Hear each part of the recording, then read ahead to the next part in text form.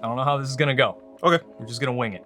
that's fine by me. Valve just opened the freaking floodgates and waterboarded us with content from this month's Steam Next Fest. For the next few days, we'll have access to hundreds of completely free playable demos of upcoming indie games. And with so many choices, it can be hard to know what you should play, which is why we've gathered 5 Steam Next Fest games you need to play. We'll start it off with INDIKA, which is a very Tim Burton-y, steampunk-feeling third-person game where you play as a nun named INDIKA in an alternate 1800s Russia. The demo opens you with you talking to a man with severe arm bite, that's frostbite of the arm, who's apparently a prisoner of some kind, but also weirdly charming. You take him with you on this cool old-timey gas-powered bicycle that lets you ride through the snow and set off on a journey of self-discovery, while for some reason also being accompanied by the devil. INDIKA immediately hits you with some surprisingly good voice acting too, and the subject matter's interesting, with the basics of the game seemingly being a bit of paranormal mystery crossed with a thriller as you figure out where you need to go and why the devil is following you. The movement controls, animation, and tone feels really similar to something along the lines of Plague Tale series, and throughout the demo, the game maintains this creepy medieval feel while also catching you off guard with this weird modern chiptune style sound effects. There's songs and visuals based around that feel super refreshing in a setting like this. These things don't really seem like they'd go together on paper, but it seriously works really well. The gameplay seems to be mostly world-centric puzzles revolving around getting from one place to another, but with heavy religious undertones which seem really unique in a game like this. There's also a sequence you get to play in the demo that has a prayer mechanic where you pray and it kind of moves the room around in this freaky hell reality so you can navigate from one side of the room to the other. We think that's really cool. The atmosphere and tone juxtaposed by the music, sound, and game's menus kind of contradict the game's otherwise serious nature. It's like having 2 flavors that you wouldn't really think would taste good together, but when you discover salted watermelon, it's game over. INDIKA is planned to release on April 23rd, 2024. At number 2, we have Tales of Kenzera, which is a story-driven 2.5D Metroidvania with visuals so pretty they'll make your PC hiccup.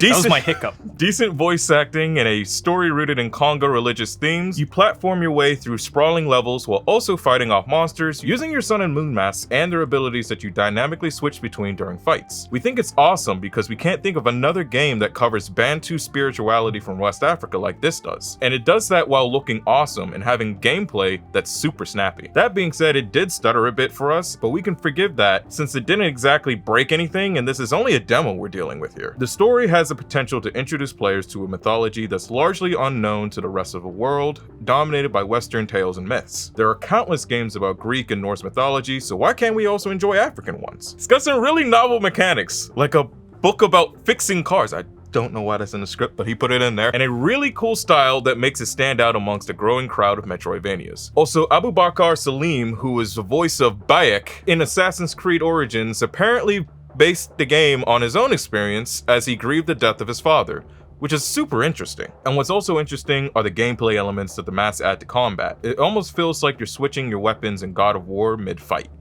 I will say at first the maps feel a little bit too similar, but they really branch out as you upgrade them with your skill points while progressing. Also, if you're a fan of challenging combat in games like this, then you're in luck, cause the fighting is actually pretty difficult, which we see as a huge plus. The sound design is also great. The music score sounds like it will be a mix of various genres from the Black Diaspora. It kind of reminded me of like the Black Panther themes that were in that movie. Which is kind of like the only parallel that we have in mainstream media. Yes, which is unfortunate, but there is a plus. They don't have the Killmonger haircut. Thank you. I was looking for it. Tales of Kenzera has been planned to release April 23rd, 2024. Moving on to Helskate, which is what would happen if Tony Hawk's Pro Skater was a hack and slash roguelite. It captures that old school skateboarding PS2 gameplay with the aesthetics of something more like Hi-Fi Rush.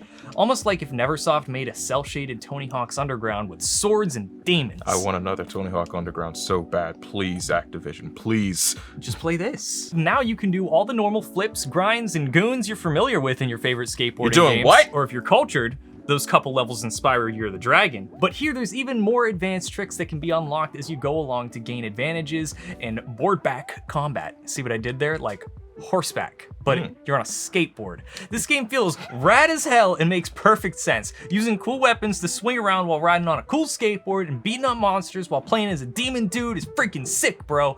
Things like gear and decks offer bonuses and additional abilities that make doing tricks not only a necessary thing for each run, but it helps you master the controls too. The roguelite structure of the game gives it infinite replayability, and even just the demo here feels like it could be the full game. Tricks are satisfying and you feel like a badass chaining your grinds and manuals together to increase your damage output. It actually feels complete in features already and just needs a teensy bit more spit shining to pull it over the top. Which is why I'm super excited that Helskate is set to release February 15th, 2024. Next, we have Pacific Drive, a mysterious sci-fi thriller where you drive a retrofitted crappy camper through a wooded post-apocalyptic wasteland. It's not a camper? It's a station wagon. It's a station wagon? Yeah. Are station wagons not campers?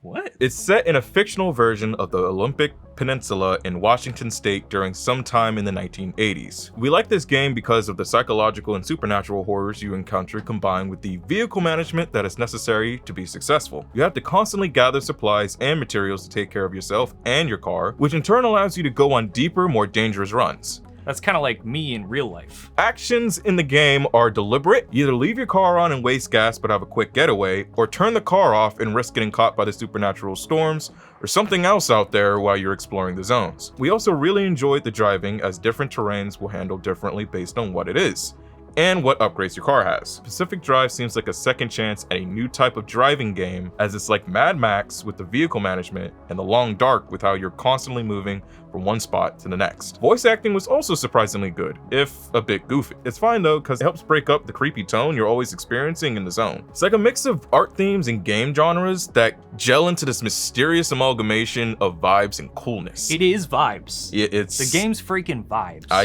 I just want to play it, drink a hot chocolate with a cat on my lap. Pacific Drive is expected to release February 22nd, 2024. And finally, we have Children of the Sun, which is pretty much like Sniper Elite combined with Super Hot. It's self-described on their Steam page as a tactical puzzle shooter where you play as a character known only as the girl who needs to take down the cult to get the leader. I wonder if you have to shoot them with the gun. Probably. You shoot a presumably magic gun that lets you re-aim and shoot your bullet multiple times after it makes contact with your enemies' heads. So you shoot someone, time slows down, you aim again, you shoot again until everyone's freaking dead. We like the interesting art style with uniquely simple gameplay that's easy to pick up and hard to master. You can seemingly pretty much play the whole game using just your mouse. And while that might sound overly simplified, it's really not.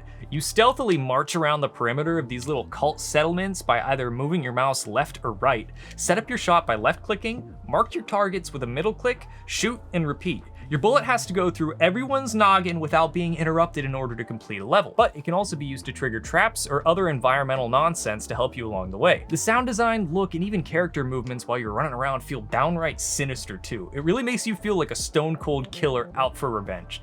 Every kill is accompanied by a healthy squirt of blood, and your shots feel like they have serious weight behind them. Children of the Sun's release date has yet to be officially announced. It's honorable mention time.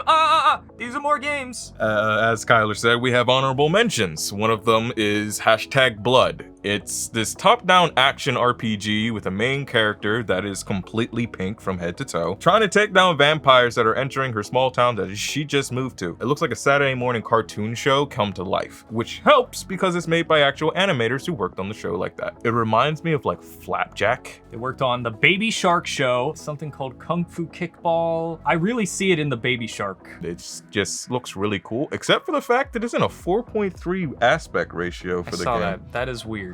Maybe this is also a mobile game. Time will tell, but also what time will tell is the amount of time you can spend playing this next game, Caribbean Legend. Oh lord. Which it seems to be this super in-depth pirate game that I found by accident that clearly gathers a lot of visual inspiration from Pirates of the Caribbean movies. I was originally interested in it because of the funky visuals that make it look like a PS2 game. Sort of makes us nostalgic for something that we never actually experienced. If the game actually delivers on its promise of a 200+ hour campaign, it could actually be something that's really cool. If the 100 hours of that isn't just ship sailing. Yeah, it's a bit broken right now. I have no idea what I'm doing in it, but if they fix it up, I could actually see this being like a little tiny cult hit. And then another one I played was Rusty's Retirement, which is just this cute little idle game that plays at the bottom of your display while you're doing other things. It's just like a little farming simulator that's always there. You can play it while you're doing other stuff. It has this interesting art style. It's the kind of thing you could have pulled up while you're working or watching videos because it doesn't demand your full attention. You can also set it so it's always stacked on top of your other windows, and you can zoom in, make it bigger, make it smaller, do whatever you want. It's cute, go try it. And with that, those are 5 picks for the Steam Next Fest games, February 2024, that you should keep your eye on. You should play these games. The demos are free, do it now. Wishlist them if you want. I'm Kyle, that's Dez, good night.